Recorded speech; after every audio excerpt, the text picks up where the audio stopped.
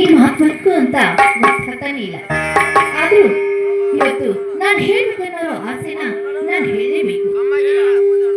ನಾನು ಅದೇನೋ ಮಾತು ಅಂತ ಸಂಕುಶನ ಕೇಳಿ. ಯಾಕಂದ್ರ ಈ ಊರಾಗ ನಾನು ಬರುವಂತ ಈ ಊರಾಗ ಮಂದಿ ಎಲ್ಲ ಮಾತಾಡಕತ್ತಿ. ಆದ್ರ ಹೆಣ್ಮಕ್ಳ ಆಸೆ ತೀರಿಸೋದೇ ನನ್ನ ಗುರಿ. ಅದೇ ಮಾತಂತ ಹೇಳಿ ಹೇಳ್ತೀನಿ, ನನ್ನ ಮನಸ್ಸಿಗೆ ಹೇಳ್ತೀನಿ. ಆದ್ರೆ ನಾನು ಹೇಳಿದ ಮೇಲೆ ನನ್ನ ಮಾತನ್ನ ಯಾವತ್ತೂ ತಿರಸ್ಕಾರ ಮಾಡಬಾರದು. ಎಂತ ಮಾತು ಮಾತಾಡಕತ್ರಿ? ಒಬ್ಬ ಶ್ರೀಮಂತನ ತಂಗಿಯಾಗಿ ಇಂಥ ಬರೋದು ಮುಂದೆ ಇಂಥ ಮಾತ ಅದೇ ಮಾತಂತ ಹೇಳಿ.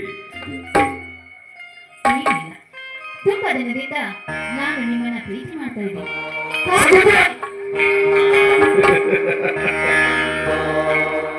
ಏನ್ ಹೇಳಾಕತ್ತೀರಿ ನೀವ?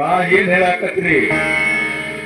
ನೀವು ನೆಲದ ಮೇಲೆ ನಿಂತು ಆಕಾಶದಲ್ಲಿರುವ ನಕ್ಷತ್ರಕ್ಕೆ ಆಸೆ ಪಡ್ತಾ ಇದ್ದೀರಿ. ಆ ನಕ್ಷತ್ರ ನಿಮ್ಗೆ ಸಿಗೋದಿಲ್ಲ, ನೆಲಕ್ಕುವುದೂ ಇಲ್ಲ.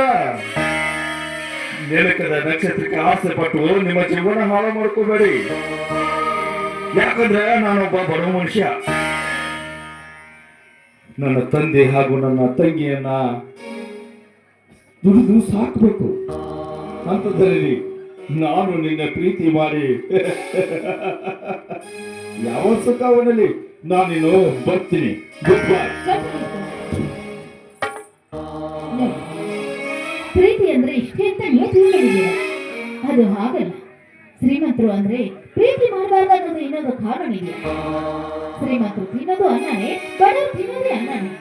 ಅವ್ರ ಮನೆಯಲ್ಲಿ ಕೆಂಪು ರಕ್ತಾನೆ ಹರಿಯುತ್ತೆ, ಬಡವ್ರ ಮನೆಯಲ್ಲೂ ಕೆಂಪು ರಕ್ತಾನೆ ಹರಿಯುತ್ತೆ. ನೋಡಿ, ನಾನು ದುಡ್ಡಿಗೆ ಆಸೆ ಪಟ್ಟು ನಿಮ್ಮನ್ನ ಪ್ರೀತಿ ಮಾಡ್ತಿದ್ದೀನಿ ಅಂತ ಹೇಳ್ತಾ ಇಲ್ಲ. ನನಗೆ ಸಿರಿ ಸಂಪತ್ತು ಇದ್ರೆ ನನಗೆ ಒಂದು ಮನಸ್ಸು ಬೇಕು. ನನಗೆ ಗುಣವಂತ ಬೇಕು. ಅದಕ್ಕೆ ಆ ಜಾಗದಲ್ಲಿ ನಿಮ್ಮನ್ನ ಆರಿಸ್ಕೊಂಡಿದ್ದೀನಿ. ಗುಣವಂತ ಗುಣವಂತ ಗುಣವಂತ ಈ ಸಮಾಜಕ್ಕೆ ವಿದ್ಯಾವಂತ ಬೇಕಾಗಿಲ್ಲ, ಗುಣವಂತೂ ಬೇಕಾಗಿಲ್ಲ. ಅಂತದ್ರಾಗ ನಾನಂತ ಬಡವನು ಪ್ರೀತಿ ಮಾಡಿ ಯಾವ ಸುಖವನ್ನ ಅವ್ರಿ ನೀವು ಯಾವ ಸುಖವನ್ನ ಅವ್ರ? ಯಾಕಂದ್ರ ನೀವು ದುಡ್ಡಿದ್ದವ್ರ, ದೌಲತ್ತಿದ್ದವ್ರ. ಅಂತದ್ರಾಗ ನನ್ನಂತ ಕೂಲಿ ನಾಲಿ ಮಾಡಿ ಇಂಥವನ್ನ ಪ್ರೀತಿ ಮಾಡಿ ನೀವ್ ಸುಖ ಹೊಂತೀರಿ? ನೀವು ನನ್ನ ಮನಸ್ಸು ನೋಡಿದ್ದೆ ಮಾತಾಡಬೇಡಿ. ನನಗೆ ಶ್ರೀಮಂತಿಕೆ ಮುಖ್ಯ. ನಾನು ತಾಯಿ ತಂಗಿ ಇಲ್ಲದ ತಮ್ಮಳು. ನಾನು ಶ್ರೀಮಂತರ ತಂಗಿನೇ ಆಗಿರಬಹುದು. ಆದ್ರೂ ನನಗೂ ಒಂದು ಮನಸ್ಸಿದೆ. ಶ್ರೀಮಂತಿಕೆಯನ್ನ ಜಾರ್ಜ್ ಒಂದು ನಿಮ್ಮ ಹತ್ರ ಬರುವಂತ ಮನಸ್ಸು ನನ್ನದಿದೆ. ನೀವು ಒಪ್ಕೊಂಡ್ರೆ ಅಷ್ಟೇ ಸಾಕು. ನನ್ನ ಸಿರಿ ಸಂಪಾದನೆಲ್ಲ ತೊರೆದು ನಾನು ನಿಮ್ಮ ಹಿಂದೆನೇ ಬಂದ್ಬಿಡ್ತೇನೆ. ಶಂಕರವರೇ, ನನ್ನ ತಂದೆ ಆಸೆ ನನ್ನ ತಂಗಿ ಆಸೆ ಯಾವತ್ತೂ ನಿರಾಶೆ ಮಾಡಲ್ಲ. ಯಾಕಂದ್ರೆ ಅವರು ನನಗೆ ಸರ್ವಸ್ವ, ಅವರು ನನಗೆ ತಾಯಿ ತಂದೆ. ಈ ಸಮಾಜದಲ್ಲಿ ಎಷ್ಟು ಜನ ವಯಸ್ಸಾದ ತಂದೆ ತಾಯಿಯನ್ನ ಹೊರಗೆ ವೃದ್ಧಾಶ್ರಮಕ್ಕೆ ಕಳಿಸ್ತಾರೆ. ಹೆಂಡತಿ ಬಂದು ಅವ್ರನ್ನ ಹೊರಗೂ ಹಾಕ್ತಾರ. ಅದೇಲ್ಲ ತಮ್ಮಗಳ್ರ, ಅಣ್ಣ ತಮ್ಮಗಳ್ರ, ನಿಮ್ಗೊಂದು ಕಿವಿ ಮಾತು ಹೇಳಕ್ಕ ಬಯಸ್ತೇನೆ ನಾನು. ಯಾಕಂದ್ರ ವಯಸ್ಸಾದ ತಂದೆ ತಾಯಿಗಳ ಯಾವತ್ತು ಪರಿಗಣಿಸಬೇಡ್ರಿ. ಯಾಕಂದ್ರ ಏನ್ ಮಾಡಿರ್ತಾರೆ ಗೊತ್ತೇನೆ? 9 ತಿಂಗಳ ಹೊತ್ತು ಹೆತ್ತು ತನ್ನ ಮೇಲಿರುವ ಎಲುಗಳನ್ನೆಲ್ಲ ಮುರಿದು, ತನ್ನ ಮೇಲಿರುವ ಎಲುಗಳನ್ನೆಲ್ಲ ಮುರಿದು ತನ್ನ ರಕ್ತ ಸ್ರಾವಣ ಮಾಡಿ ಜನ್ಮ ಕೊಟ್ಟಿರ್ತಾಳಪ್ಪ, ಜನ್ಮ ಕೊಟ್ಟಿರ್ತಾಳ.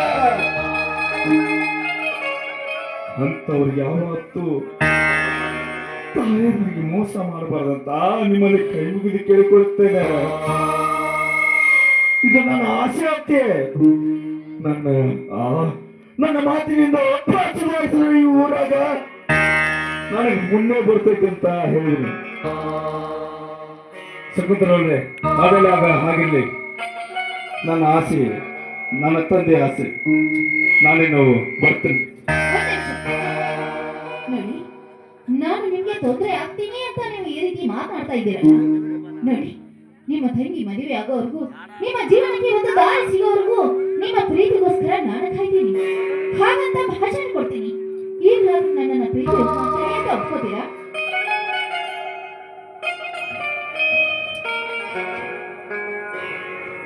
ಹೌದು, ಶ್ರೀಮಂತರ ಮನೆ ಹೆಣ್ಣು ನನ್ನನ್ನು ಅಂಗಳ ಹಚ್ಚಿ ಇಷ್ಟೊಂದು ಕೇಳ್ತಾಳೆ. ಆದರೆ ಇವಳ ಮಾತು ಕೇಳಿ ಇವಳನ್ನು ಪ್ರೀತಿ ಮಾಡಬೇಕಂತ. ಯಾಕಂದ್ರೆ ಇವಳು ನಾನು ಒಂದೇ ಕಾಲೇಜಿನಲ್ಲಿ ಓದಿ ಕಲಿತಳು. ಇವಳ ಮನಸ್ಸು ಹೇಗಿದೆ ಅಂತ ನನಗೆ ಗೊತ್ತು. ಯಾಕಂದ್ರೆ ಇವಳು ನನ್ನ ಈ ಊರಲ್ಲಿ ಕೆಟ್ಟವನು, ಆದರೆ ಇವಳು ಕೆಟ್ಟವನು. ಇವಳು ನನಗೆ ನನ್ನ ತಂಗಿ ಮದುವೆ ಆಗುವವರೆಗೂ ನನ್ನನ್ನು ಮದುವೆ ಆಗಲ್ಲ ಅಂತ ಭಾಷೆ ಕೊಟ್ರೆ ಇವಳನ್ನು ಪ್ರೀತಿ ಮಾಡುತ್ತೇನೆ. ಹೌದು, ಈಗಲೇ ಅವಳಿಗೆ ಹೇಳಬೇಕು. ಸಕುಂತಲರೇ, ನೀವು ಹೇಳಿದಂತೆ ನನ್ನ ತಂಗಿ ಮದುವೆ ಆಗುವವರೆಗೂ